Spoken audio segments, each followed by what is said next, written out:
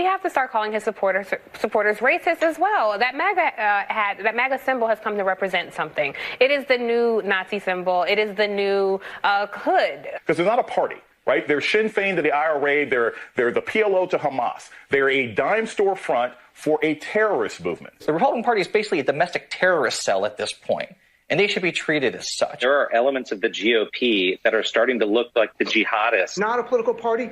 They're a white nationalist movement. They're a fascist threat to our nation. That's not hyperbolic. That's academic. Would have once seemed hyperbolic, but it increasingly does feel like the Republican Party has become a death cult, and it's all about Donald Trump. There is no alternative right now because the Republican Party project today is a fascist authoritarian project. Fact is, Republicans in Congress are still in the grip of the ultra-MAGA agenda. Party of dupes, party of knuckleheads, party of weirdos, party of freaks. So that is a simple message. And underneath that, it's the party of nothing. It has become an authoritarian embracing cult.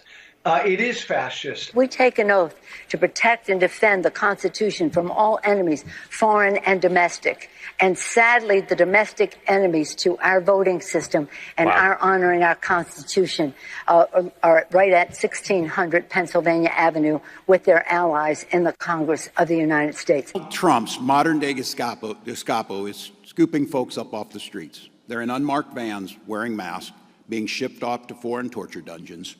No chance to mount a defense, not even a chance to kiss a loved one goodbye, just grabbed up by masked agents, shoved into those vans, and The old films of the Gestapo grabbing people off the streets of Poland, and you compare them to those nondescript thugs who grabbed that student, that graduated student, it does look like a Gestapo operation. You know, my dad served in the Second World War. He fought the Nazis in northern Africa. He fought the Nazis on the Italian peninsula.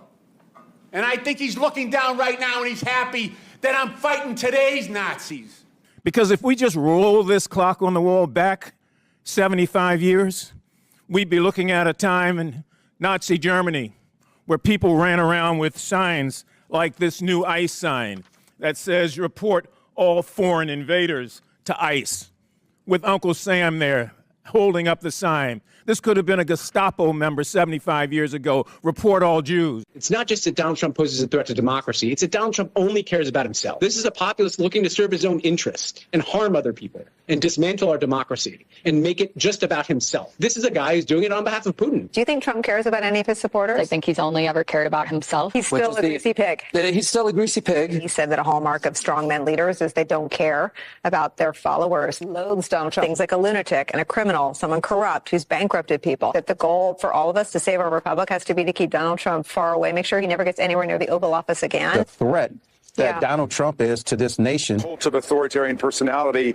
in league with autocrats and kleptocrats and dictators all over the world. Everybody has to follow Donald Trump like a monarch. That's what the election is going to be about. Democracy and freedom versus dictatorship and authoritarianism. We want to remain a democracy, or do we want to take this hard turn into an autocracy and taking direct aim at our democracy? There are autocratic-leaning remarks he has made in recent weeks and months, such as ones that echo Hitler. Extreme measures taken to fundamentally change the course of the country, or we're all going to die. Trying to get rid of the form of government that we have and install something else. To the degree that the country's in any decline, it is the threat of a second Trump term. America becoming a threat, which is what it becomes, a threat to the world order if Trump is reelected, is a known, to quote Don Rumsfeld. America can survive one Trump term. It won't survive a second. It was a primary, didn't work out to oust Donald Trump. There was a chance for leaders like Mitch McConnell to literally have Donald Trump barred from ever holding federal office again. They didn't do it. The Republican Party will not save us here. We cannot wait for the Republican Party to wake up. Nothing is going to happen inside the Republican Party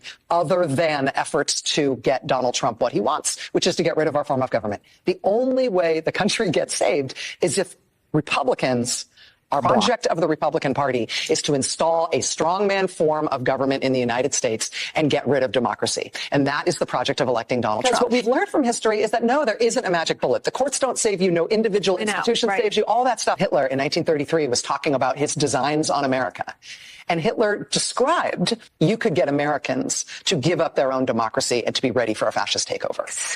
Haunting. And that's what Hitler himself explained. He part of the Hitlerian conspiracy for Americans getting rid of their democracy. And this stuff doesn't change. It's the same playbook. It's a disaster. We need extreme measures. I mean, it's just that simple. Adam Kinzinger was just tweeting about Trump's speech. He said he'll be gone in a year. But what do you do about all the people that are now conditioned to have an appetite and hunger for a strong man? Donald Trump was mulling whether our national abortion ban was going to be 15 weeks or 16 He's looking for a number he likes. He likes 16 because it's round. Some of the most fundamental decisions you will ever make in your life, with massive relational consequences, massive consequences, intergenerational consequences for your family, huge economic consequences. The basic freedoms of your life should be decided by Donald Trump deciding which number he thinks looks prettier when it's embroidered on a hat.